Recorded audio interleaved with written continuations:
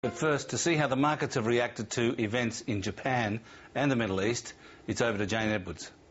Thanks, Alan. The US share market finished an erratic week, rallying by nearly 1% on Friday, as better news by the closing bell on Japan's nuclear emergency, conflict in Libya and intervention on the yen all calmed nervous investors and brought some confidence to the market for the second day running. It's been a wild and choppy week on equity markets, which reacted hour by hour to Japan's triple disasters of the earthquake, tsunami and nuclear crisis and the heightened violence in the Middle East. I think clearly it feels a lot better out there today. The market has been very, very concerned this week with the events unfolding in Japan. And in our opinion, as you look at what's transpired, particularly over the last 24 to 36 hours, with some of the better news flow coming out of Japan, that nuclear situation seemingly stabilized for the moment and getting better by the hour, as the news flow would indicate, seems to be driving the markets higher, or certainly stabilizing.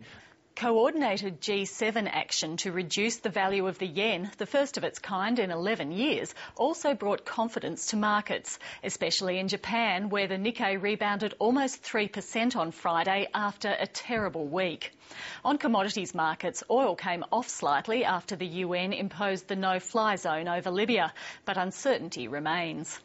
Looking at stock markets over the week, the US, UK and Europe finished well into the red. Japan's market slumped sharply but recovered a bit on Friday, and our local market also rode the roller coaster but closed where it began. With more, here's Tom Elliott. Well, as you just heard, it was a pretty volatile week on both the Australian and most world stock markets.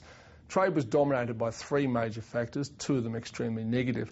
First up, of course, we've got the ongoing natural and nuclear disasters in Japan. Secondly, the continued unrest in Libya, which played a big part in driving the price of oil back over $100 US a barrel late in the week.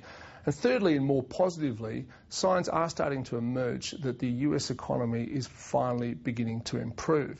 Now, as you'd expect, local uranium stocks were hit pretty hard during the week's trade.